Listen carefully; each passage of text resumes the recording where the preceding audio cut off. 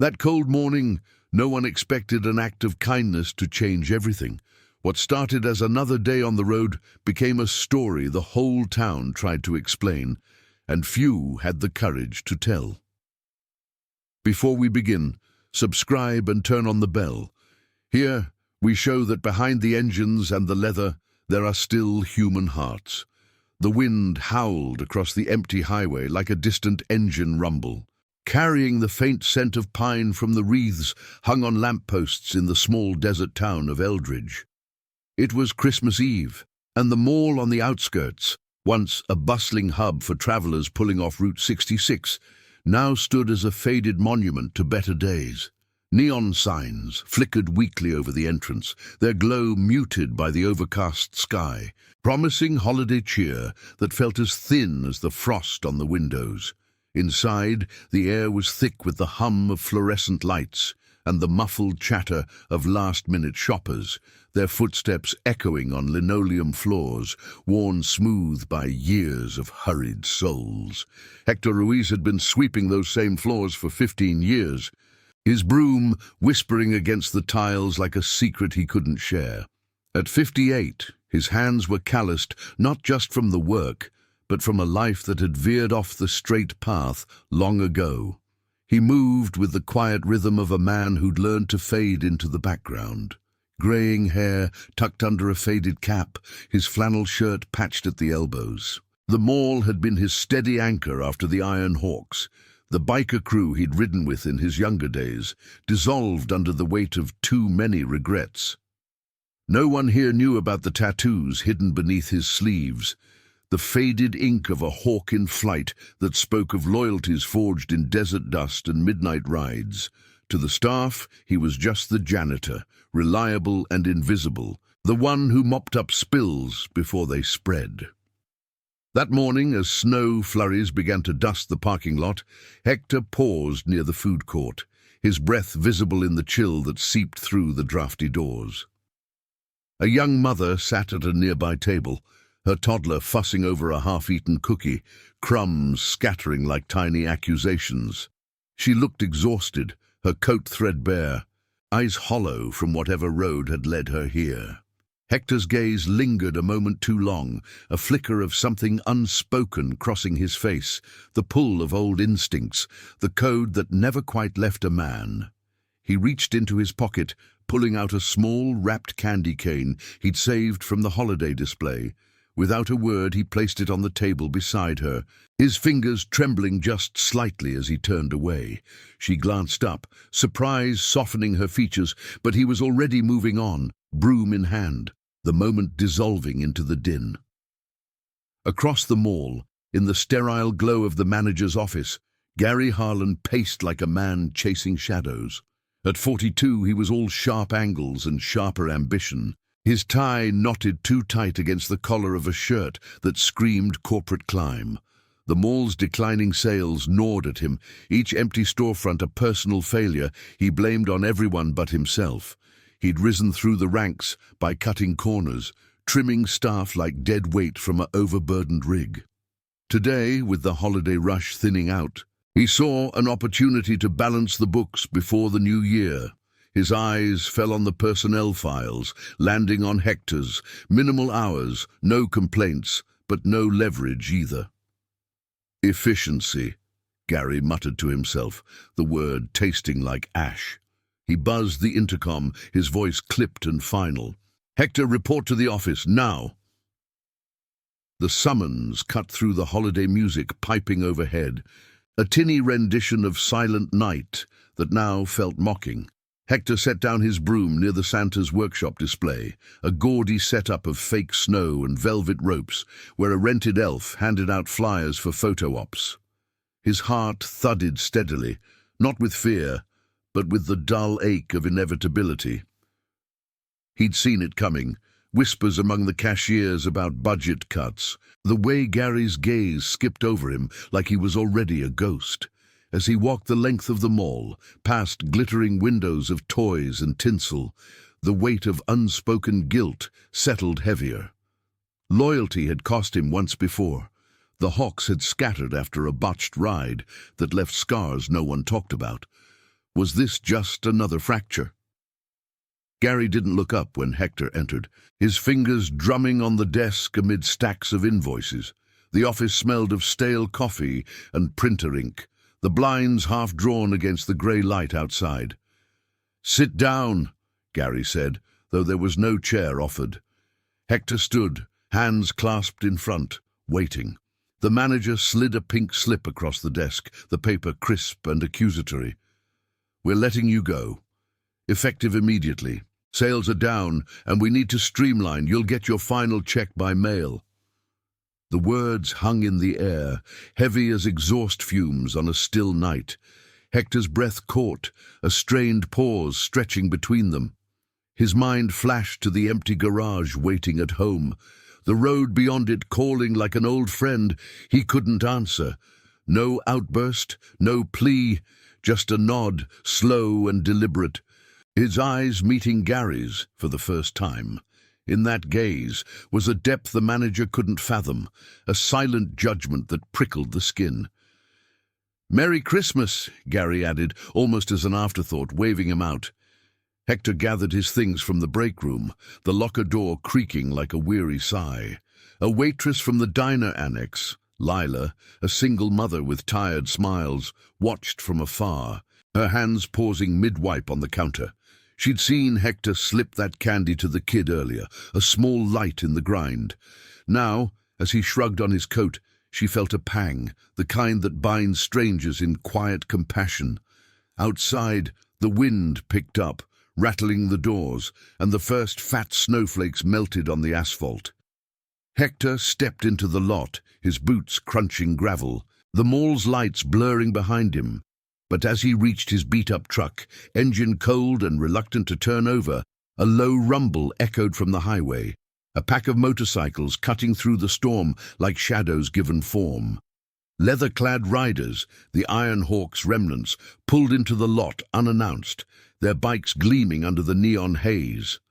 Leading them was a figure in a weathered red jacket, white beard peeking from beneath a helmet, evoking the myth of Santa in the most unlikely guise. The staff inside froze, peering through the glass as the group dismounted, their presence a sudden weight against the holiday facade. No one moved. The air thickened with unspoken tension, the desert wind carrying whispers of what was to come. Hector paused, key in hand, a flicker of recognition in his eyes. The road had a way of circling back, and on this Christmas Eve, kindness was about to roar in on two wheels. The rumble of the motorcycles faded into a low growl as the Iron Hawks killed their engines, the sound echoing off the mall's vast parking lot like a held breath finally released. Snowflakes swirled in the headlights' dying beams, settling on the riders' leather jackets and the frost-kissed chrome of their bikes. Hector stood frozen by his truck, the key still dangling from the ignition, his calloused fingers numb against the cold metal. He hadn't seen the Hawks in years, not since the night the desert claimed too much, scattering them like embers from a dying fire. But there was Marcus, unmistakable even in the dim light, his white beard framing a face etched with the miles of unspoken roads. Marcus, who'd once been the heart of the crew, the one who preached that loyalty wasn't in the roar, but in the quiet stand. Dressed in that old red jacket, patched and faded like a holiday relic, he looked every bit the wanderer myth, Santa Claus, reborn from the asphalt veins of America. Inside the mall, the air grew still, the holiday muzak looping jingle bells into an awkward dirge. Gary Harlan peered through the glass doors, his knuckles whitening on the frame, the pink slip still warm in his pocket from the firing. He'd heard stories about bikers rolling through Eldridge, rough types who fueled up at the diner and vanished before dawn. But this felt different, heavier, like the storm clouds pressing low. The staff clustered behind him, Lila from the food court, her apron dusted with flour from the morning rush, clutching a dish rag like a shield. Old Tim, the security guard, his badge glinting under the fluorescence, hand hovering near his radio, and a cluster of cashiers, their faces pale against the garish holiday displays. No one spoke. The neon "open" sign buzzed overhead, casting erratic shadows that danced like uneasy spectres. Marcus led the way, his boots thudding softly on the snow-dusted pavement as the group, 5 riders in all, their patches sewn with the Iron Hawk emblem, dismounted with deliberate slowness. The wind tugged at their scarves, carrying the sharp tang of exhaust and wet leather into the lot. Beside Marcus rode Lena, a wiry woman in her 40s, with ink-black hair braided tight, her eyes sharp as she scanned the surroundings.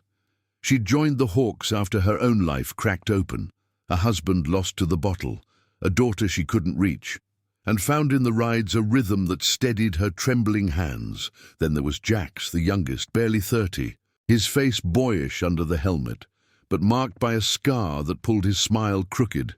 He'd been Hector's shadow back in the day, learning the code from the man who swept floors now. The others, Rico and Silas, hung back, their postures loose but alert, engines cooling with faint ticks in the silence.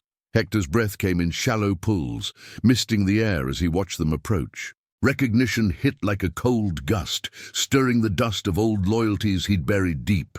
Marcus caught his eye first, nodding once, a gesture heavy with the weight of years unspoken. "Hector," Marcus said, voice gravelly from the road, low enough that it didn't carry to the doors.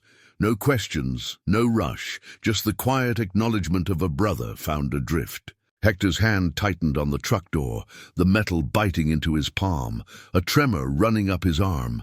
He'd left the Hawks to build something steady, to atone in the monotony of mop and broom, but here they were, pulling him back like the highway's inexorable pull. The doors whooshed open as Marcus pushed through, the group filing in behind him, their presence filling the vestibule like smoke from a distant fire. The chill from outside seeped in, frosting the air, and the first whispers rippled through the staff. Gary straightened his tie, stepping forward with forced authority, his voice pitching higher than intended. "We're closing early today, holiday hours. If you're shopping, make it quick." But his eyes darted to the red jacket, the beard, the subtle menace of leather and chain that no policy manual covered. Lila lingered by the counter, her gaze flicking to Hector outside, then to the riders. She'd seen enough hard-luck stories in this town, truckers with haunted eyes, families piecing together Christmases from clearance bins, to sense the undercurrent here. Something beyond the stereotypes of revving engines and bar fights. Marcus didn't acknowledge Gary at first. He moved toward the Santa's workshop display, the fake snow crunching faintly under his boots, his gloved hand trailing over a velvet rope as if testing its strength. The rented elf, a college kid in green tights, stammered something about photo packages, but Marcus just smiled faintly, the lines around his eyes deepening. "We're not here for pictures," he said, his tone even, carrying the calm of a man who'd faced down worse than mall security. Jax peeled off toward the food court, nodding to Lila as he passed. She poured him a coffee without asking, black and steaming, her hands steady despite the knot in her chest. These weren't the monsters the news painted, invaders from the fringes, but men and women carrying their own fractures, visible in the way Silas paused to help a shopper with a toppled stroller, his large frame gentle as he righted it. Outside, Hector finally turned the key, the truck coughing to life with a reluctant sputter. But he didn't drive off. Instead, he watched through the windshield, wipers smearing the snow as the Hawks settled into the space like they belonged. Marcus had always said the road wasn't just pavement, it was the pull to stand for the overlooked, the ones society swept under. Hector's mind drifted to that morning's candy cane, the mother's fleeting gratitude, and now this, his past roaring back on Christmas Eve. The desert wind howled again, rattling the mall's facade, and inside, the tension coiled tighter, unspoken questions hanging in the fluorescent haze. Gary retreated to his office, door clicking shut, but the rider's arrival had already shifted the air. A quiet invasion laced with purpose. No one knew yet what thread connected the janitor's firing to this unlikely Santa and his crew, but the weight of it pressed on, heavy as the snow beginning to blanket the lot. The fluorescent lights hummed overhead like a persistent whisper, casting long shadows across the food court's sticky tables as the Iron Hawks claimed a corner booth uninvited. Snow continued to tap against the mall's glass walls, a soft percussion that underscored the growing unease inside. Lila moved behind the counter with practiced efficiency, her hands steady as she refilled Jax's coffee, the steam rising in lazy curls that blurred his scarred features for a moment.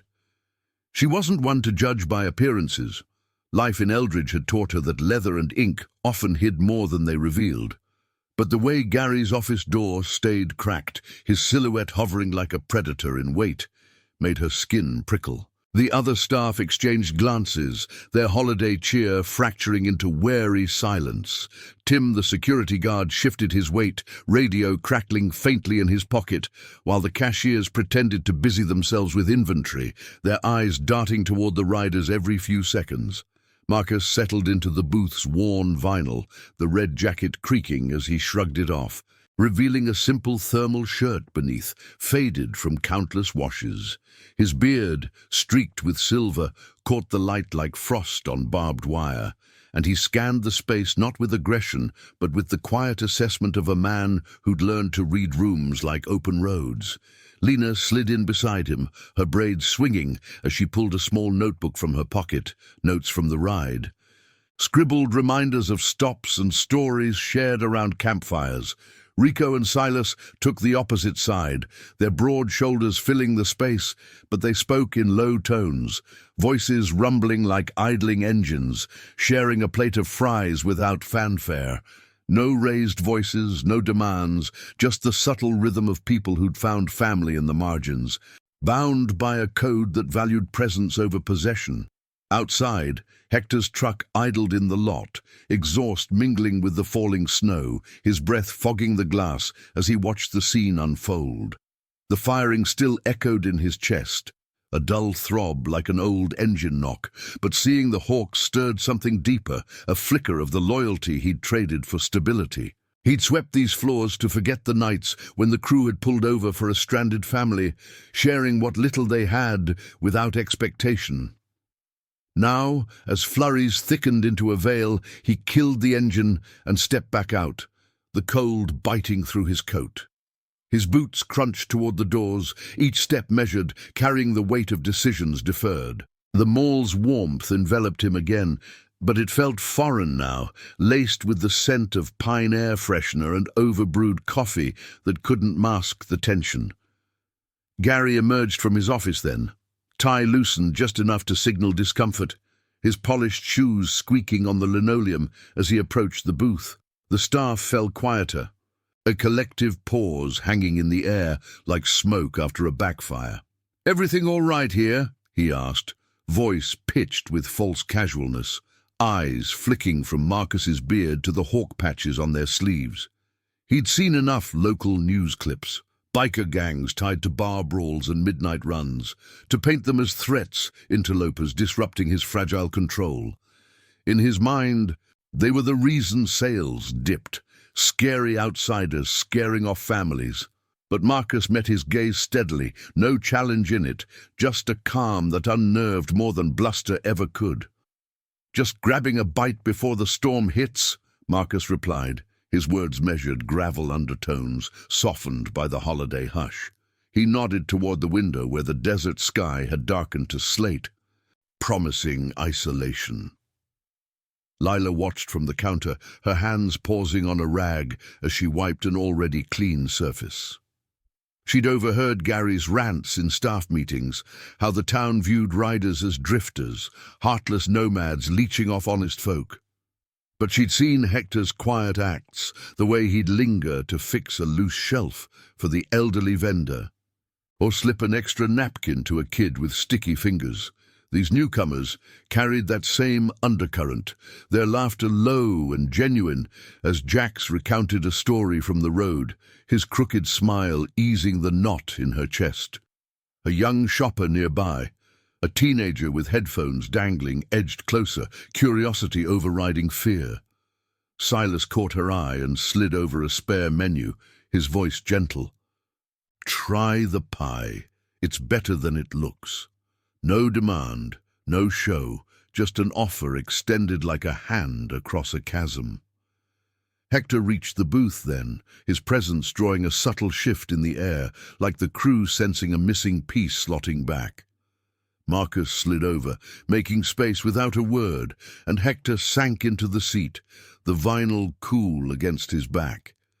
His hands, still dusted with garage grit, folded on the table, fingers interlacing to still their faint tremble. The group fell into easy rhythm, questions unspoken but answered in glances, Jax's nod carrying the weight of old rides, Lena's brief touch on his arm, a silent welcome. Gary hovered a moment longer, his face tightening as whispers from the staff reached him. "Who are they?" "Look like trouble." He retreated, muttering about calling the sheriff if things escalated, but the doubt in his eyes betrayed him. These weren't the caricatures he feared, but something more human, layered like the snow piling outside. As the afternoon wore on, the mall emptied further, shoppers bundling against the worsening weather, their footsteps fading into echoes. The Hawks lingered, not imposing but present, their conversation weaving through the hum of the diner, tales of lost roots and found kin, voices cracking softly on memories of brothers gone. Lila brought over a round of coffees on her own, steam curling like unspoken thanks, and for a moment the judgment lifted, revealing the compassion beneath the leather. Hector's gaze drifted to the Santa display, the elf now packing up with hurried motions, and he felt the pull of that morning's small kindness, amplified now by the crew's arrival. The wind rattled the doors again, sealing them in with the storm, and in that cocoon of fluorescent light and gathering dark, the first threads of understanding began to form, society's quick labels cracking under the weight of quiet humanity. Comment where you're watching from. I want to know how far these stories of courage and loyalty can travel. The snow had thickened into a relentless curtain outside the mall's glass walls, muffling the world beyond to a hazy white blur, as if Eldridge itself had drawn a breath and held it. Inside the food court, the Iron Hawk's booth had become an island of low murmurs amid the emptying space. The holiday music now a faint echo from distant speakers, "O come all ye faithful," twisting into something almost mournful under the weight of the storm. Hector sat with his back to the wall, the vinyl seat creaking faintly under him, his coffee cooling untouched in front of him.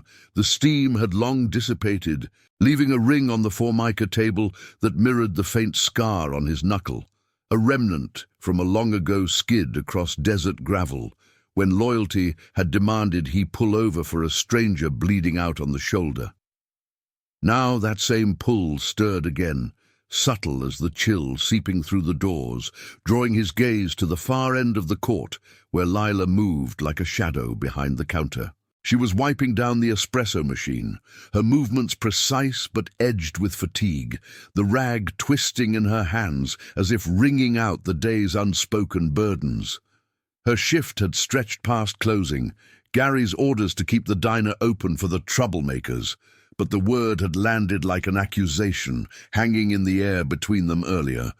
Lila's daughter, Mia, was supposed to be at the sitters, but a call had come through her phone moments ago, sick, feverish, the kind of small crisis that cracked open a mother's resolve. She'd glanced at the clock, then at the riders, weighing the drive through the blizzard against the unpaid hours she couldn't afford to lose. Hector caught the flicker in her eyes, the way her shoulders sagged just a fraction, and something in him tightened, a quiet echo of the code that had bound the Hawks. No one left behind, especially not the vulnerable caught in the grind. Marcus noticed it too, his white beard shifting as he tilted his head, listening to the rhythm of her steps rather than her words. He'd always had that gift, reading the silences like mile markers on a fogged road, the pause before a breakdown, the held breath of hidden pain. Lena leaned forward, her braid falling over one shoulder, and murmured something low to Jax, who nodded, his crooked scar pulling taut. The group shifted almost imperceptibly, a ripple of intent passing without fanfare. Rico slid out of the booth first, his frame blocking the light from the overheads for a moment, casting a brief shadow across the floor. He approached the counter not with purpose, but with the easy stride of a man, offering directions to a lost traveler, his voice a rumble softened by the storm's hush. "Storm's getting bad out there," he said, resting one gloved hand on the edge of the counter, the leather creaking faintly. "You heading out soon?" Lila looked up, surprise softening the lines around her eyes. Her hands pausing mid-wipe. The staff had scattered, Tim back to his rounds, the cashiers huddled in the stockroom, but Gary lingered in the doorway of his office, arms crossed, his silhouette sharp against the dim hall light. He watched like a hawk eyeing prey, the earlier firing of Hector still fueling his unease, these outsiders amplifying every doubt in his ordered world. Lila hesitated, the rag dripping faintly onto the counter, her breath coming in a shallow pull that fogged the air slightly. "Yeah, just waiting for the all clear," she replied, voice steady but threaded with the strain of holding it together. Rico nodded, glancing toward the window where the snow piled in drifts against the curbs, then back to her. "We've got a rig out back. Heated cab, chains on the tires. If you're heading that way, we can give you a lift, no strings." The offer hung there, simple as a shared cigarette on a cold night, but it carried the weight of the hawk's unspoken vow: protect what the world overlooked. Lila's eyes widened fractionally, a tremor in her fingers as she set the rag down, the moral tug-of-war etching deeper into her face. Accept help from strangers in leather, the kind society whispered about in warnings, or brave the roads alone, risking Mia's fever worsening in the wait? Gary stepped forward then, his shoes squeaking sharply on the tile, voice cutting through like a poorly tuned carburetor.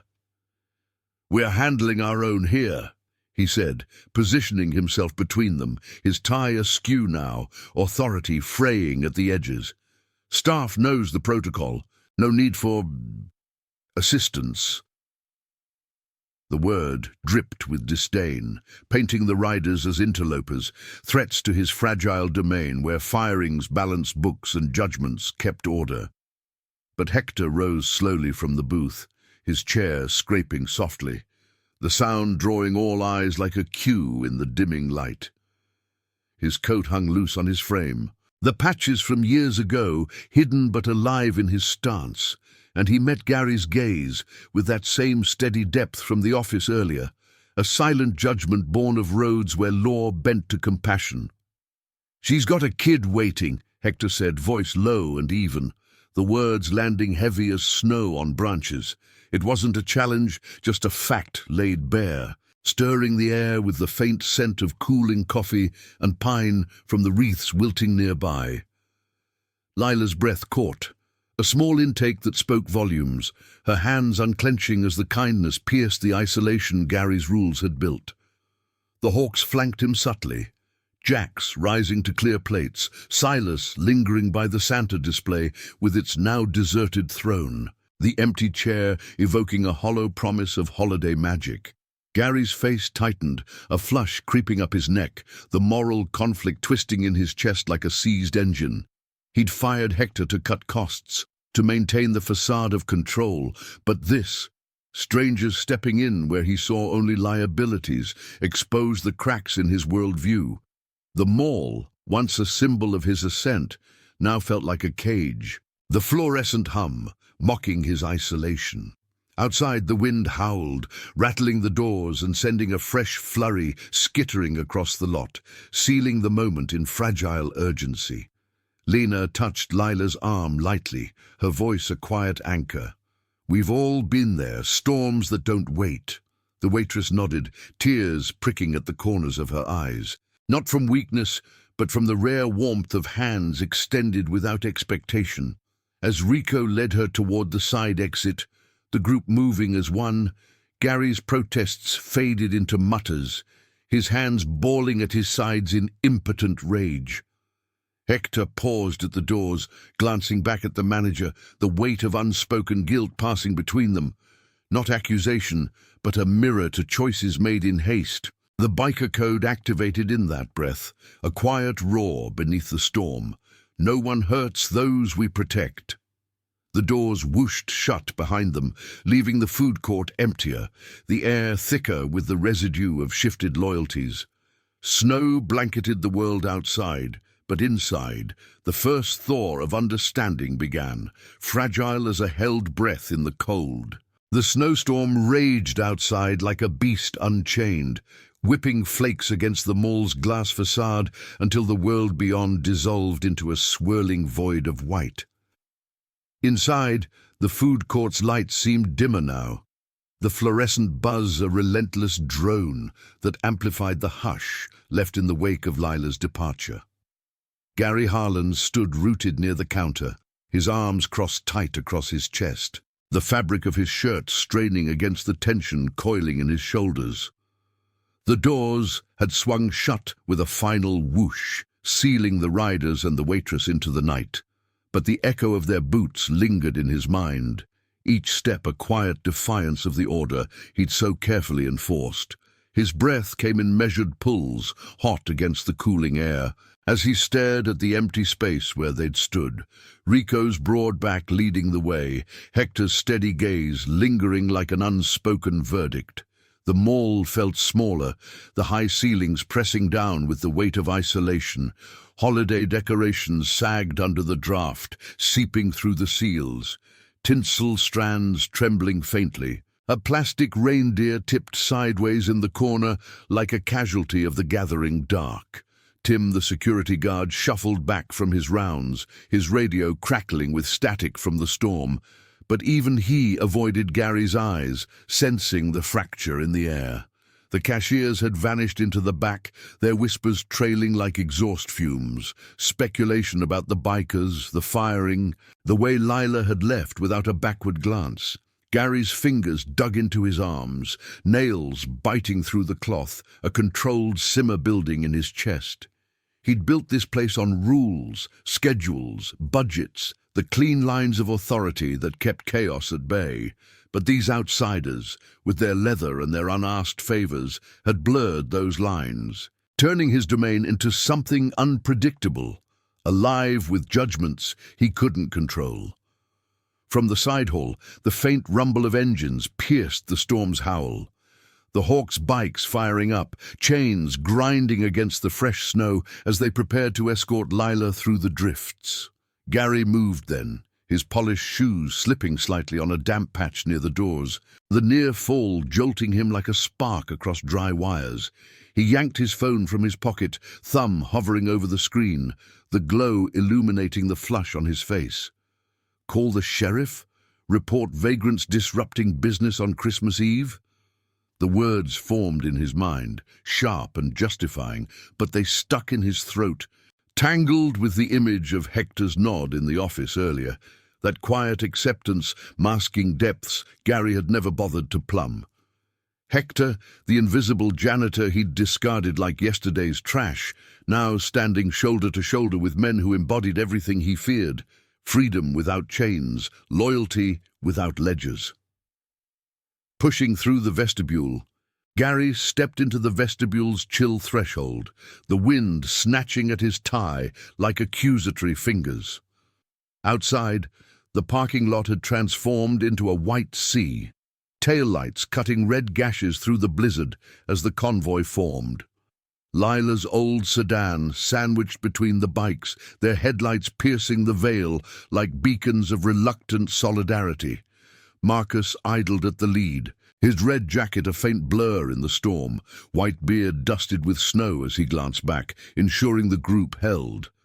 Jax revved once, a low growl that vibrated through the asphalt, not aggressive but affirming, the sound carrying over the gale to where Gary stood framed in the doors. For a moment, their eyes met across the lot, Marcus's steady, weathered calm meeting Gary's hardening glare, and in that suspended beat, the manager felt the pull of something deeper, a moral chasm yawning beneath his feet. He dialed anyway, the sheriff's line ringing hollow in his ear amid the wind's roar. "Yeah, it's Harlan at the Eldridge Mall," he shouted into the phone, voice cracking slightly against the static. "Got a group of bikers causing issues, loitering, interfering with staff. Closing soon, but they're out in the lot now, like they're staging something."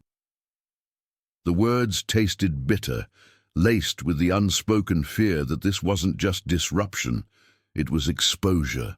The sheriff's response was muffled, promising a patrol if the roads cleared, but Gary hung up with a sharper unease. The device's screen going dark like a shuttered judgment. Turning back inside, he slammed the doors harder than intended, the glass rattling in its frame, and retreated to his office, the click of the lock a small barrier against the encroaching night. In the booth they'd vacated, Hector's coffee sat abandoned, the mug's handle still warm to the touch when Gary passed it on his way. He paused, fingers brushing the ceramic, a tremor running up his arm, not from cold, but from the faint residue of connection, the steam's ghost, the circle of rings from shared cups.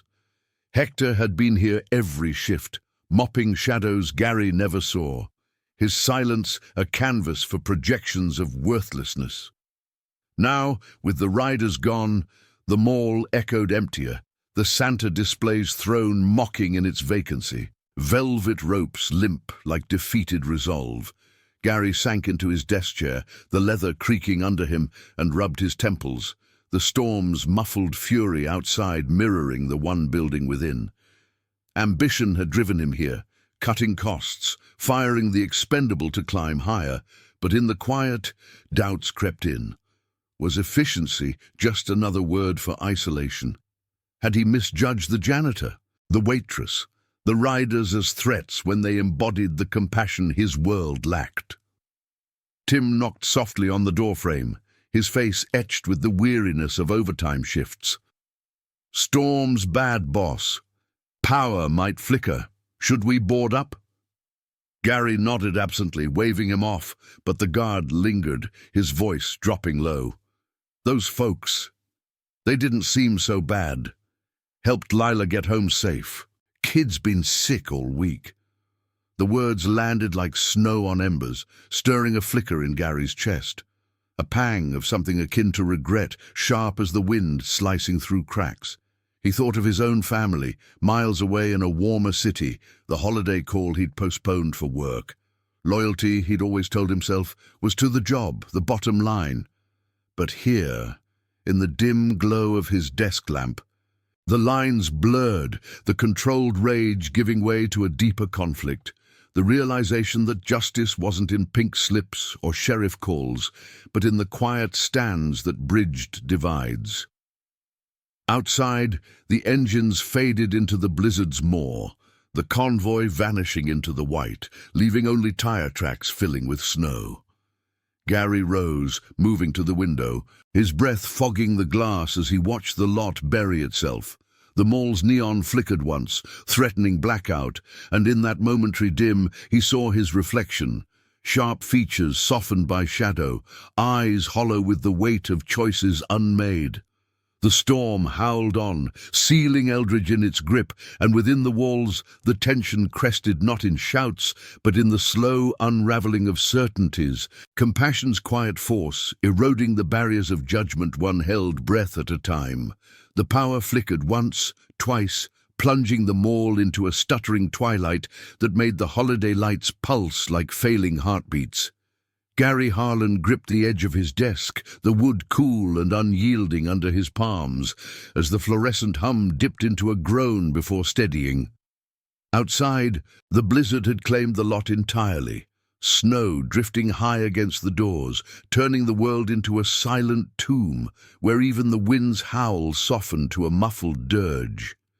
He'd locked his office, but the isolation amplified every creak. The settling of the building, the distant drip of a leak in the ceiling, the faint crackle of his radio left on the desk, tuned to the local station's emergency broadcast. Roads closed from Eldridge to the interstate. The voice droned, static-laced and indifferent.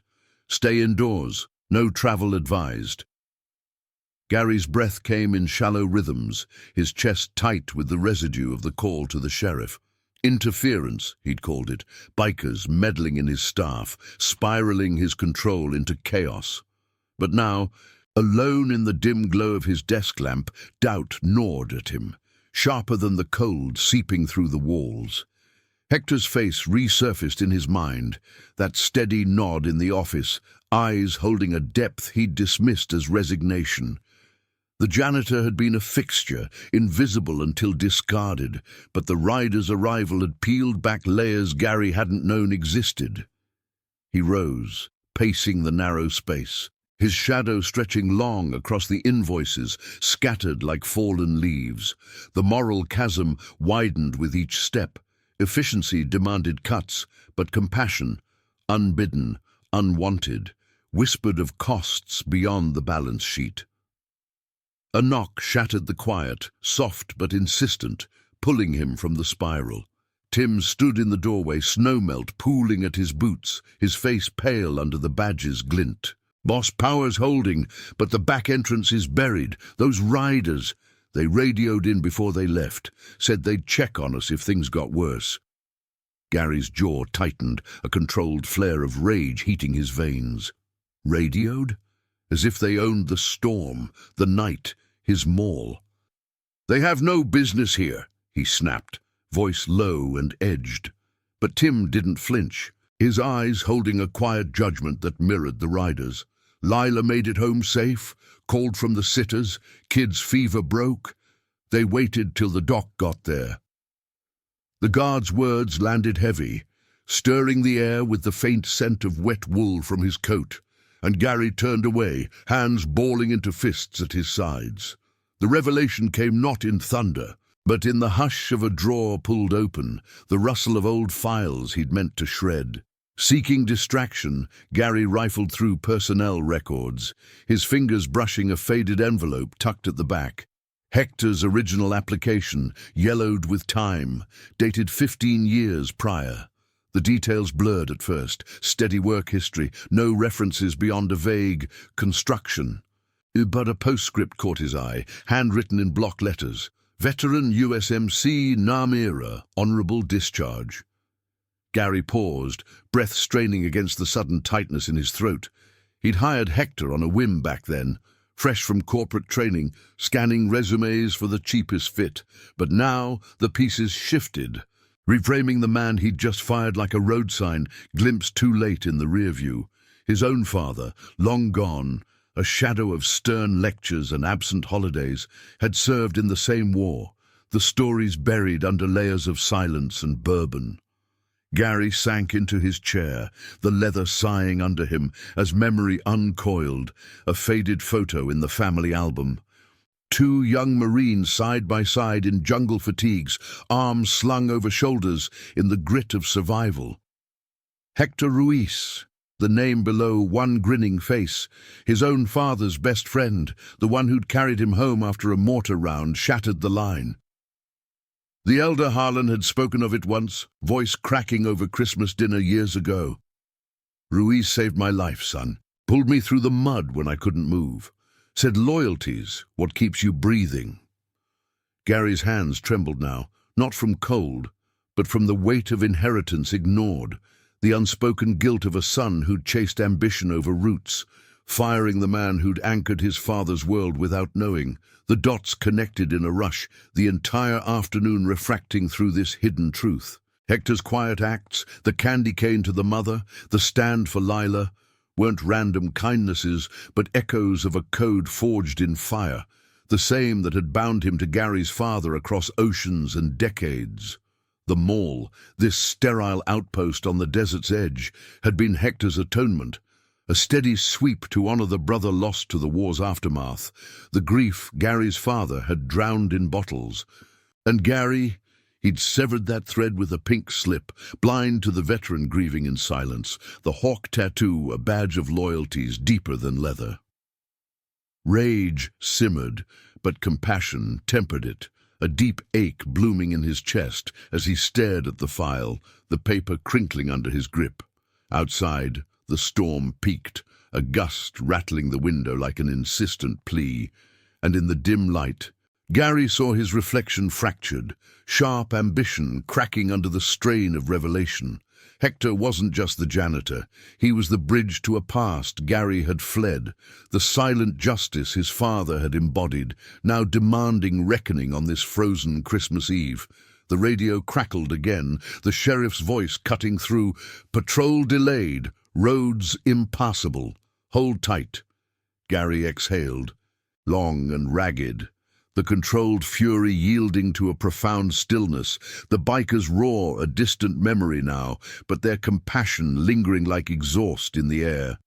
He rose, coat in hand, the moral turn complete, not in grand gestures, but in the quiet choice to face the snow, to find the man he'd wronged and mend what the war, the road, and haste had torn. If this story already has your heart, hit the like button. It helps the story of Hector reach more people who still believe in humanity. The storm's fury began to wane as midnight approached, the wind's howl softening to a weary sigh that scattered the last flurries across the mall's buried lot. Gary Harlan pulled on his coat, the wool heavy against his shoulders, and stepped into the vestibule. The doors hissing open to release a breath of frigid air, laced with the sharp tang of snow and distant pine. His boots sank into the drifts with each deliberate step, the crunch echoing in the emptied world, headlights from a lone emergency beacon casting long, wavering shadows that danced like unresolved ghosts. The revelation burned in his chest, not as fire, but as a slow thaw. Hector Ruiz, the man he'd cast aside, the quiet sweeper of floors, had been the thread binding his father's fractured life to his own unexamined one. Loyalty, that word his father had uttered with a crack in his voice over a long-ago Christmas table, now pressed against Gary's ribs like an old wound reopening under the weight of snow. He trudged toward the highway's edge, where the mall's lights faded into the desert's ink-black expanse, the neon signs behind him flickering out one by one as Tim powered down the interior. The cold clawed at his exposed neck, but he moved with a purpose born of the quiet unraveling in his office, the file's yellowed edges still vivid in his mind, Hector's honorable discharge, the block letters naming him a Marine who'd pulled Gary's father from the jungle's maw. Those details reframed the afternoon's cruelty, the pink slip sliding across the desk, Hector's steady nod masking not defeat, but the endurance of a survivor who'd carried heavier burdens. Gary's breath misted in ragged pulls, his gloved hands clenched against the chill as guilt coiled tighter, a moral suspense that had built through the day, now cresting in the isolation of the storm-cleared night. The rumble reached him first, faint over the settling hush, a low vibration rising from the highway like the earth's own pulse stirring awake. Headlights pierced the gloom, cutting through the veil of lingering flakes, and the iron hawks emerged from the white haze. Their bikes chained and steady, engines purring with restrained power. Marcus led, his red jacket dusted white, the beard framing a face etched with the road's quiet wisdom. Behind him rode Hector, restored to the saddle on a spare bike Jax had pulled from the truck's bed, his graying hair whipping in the wind, posture straight as if the years of sweeping had only honed his balance. Lila's sedan trailed at a respectful distance, her tail lights winking like a grateful farewell, the convoy a testament to the code that had bridged the blizzard. No one rides alone when the vulnerable call. They pulled to a halt near the mall's entrance, engines idling with soft ticks that cooled in the night air, exhaust curling upward like unspoken prayers. Marcus dismounted first, his boots steady on the packed snow, and extended a hand to Hector, who swung down with a faint creak of leather and bone. The group formed a loose circle, their breaths mingling in the cold, faces illuminated by the headlights' glow. Lena's sharp eyes softening with relief, Jax's scar pulling into a subtle smile, Rico and Silas nodding in the shared language of miles covered together. No triumphant roars, just the subtle gestures of brotherhood, a clap on the shoulder, a shared glance that carried the weight of the night's small victory. Lila stepped out, wrapping her coat tighter, her face flushed from the warmth of home she'd reached. Mia's fever broken under the doctor's care. "Thank you," she said simply, voice trembling not from cold, but from the depth of the debt. A single mother's isolation, pierced by strangers' hands, extended without demand. Gary approached then, his silhouette emerging from the lot's shadows, the snow muffling his steps until he was close enough for the headlight to catch the strain in his features. The riders turned as one, a subtle shift, like a pack sensing approach. But no hostility, just the calm assessment of those who judged society and found it wanting. Hector's eyes met his first, that same depth from the office now laced with recognition, a flicker of the jungle's mud and gunfire passing unspoken between them. Gary stopped a few paces away, hands unclenching at his sides, the air thick with the scent of wet asphalt and cooling metal. "Hector," he began, voice low and cracked, the words hanging heavy as the overcast sky. I didn't know. About my father. About you." The confession spilled out, raw and unpolished, his breath straining against the admission, fingers trembling as he pulled the folded file from his coat pocket, offering it like a fragile olive branch. Hector took it slowly, his calloused fingers brushing Gary's, the touch electric in the cold, a bridge across decades of silence.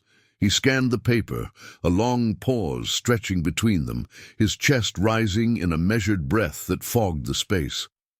"Your dad. He was the one who pulled me through after," Hector said finally, voice gravelly from disuse, eyes distant as if seeing the humid haze of Nam rather than the desert frost. "Saved my hide more times than I earned. Loyalty like that, it doesn't fade with discharge papers." The riders listened in the hush, their presence a silent circle of compassion, Marcus's hand resting lightly on Hector's shoulder, grounding the memory. Gary nodded, the weight of inheritance settling, his own moral conflict yielding to forgiveness, not demanded, but offered in the quiet. He'd fired a veteran, a brother to his blood, chasing shadows of ambition, but here, under the storm's retreating gaze, redemption flickered, not in grand apologies, but in the small act of standing exposed, vulnerable as the snow melting on his collar. Lila watched from the sedan's side, her hands clasped tight, the scene unfolding like a road film's tender close. Outcasts weaving humanity from the fringes, loyalty trumping the law's cold ledgers. Jax revved his engine once, a gentle rumble that vibrated through the ground, signaling the pull onward. But they lingered, the Brotherhood's code extending to this fractured moment. Gary extended his hand then, not as manager but as a man unmasked, and Hector clasped it firmly, the grip lingering in the chill, sealing a pact born of hidden pasts and second chances. "Come back tomorrow," Gary said, the words a quiet vow. "The mall needs you. We all do."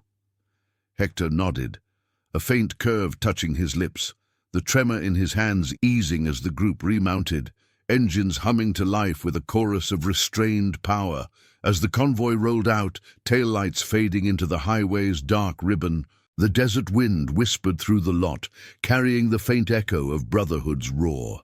Gary stood alone then, the file tucked away, his breath steadying in the newfound silence, the snow around him glistening under the emerging stars. The mall loomed behind, its lights a soft beacon against the night, no longer a cage but a crossroads where compassion had thawed the ice of judgment. In the margins of society, where engines cooled and roads stretched endless, survival wasn't in isolation, but in the hands extended across divides, loyalty's quiet engine driving toward the dawn of unspoken forgiveness. Subscribe for more stories of compassion, justice, and redemption. Thank you for watching. The case of mall manager fired the janitor on Christmas Eve. Santa walked in and froze the entire staff. See you in the next one.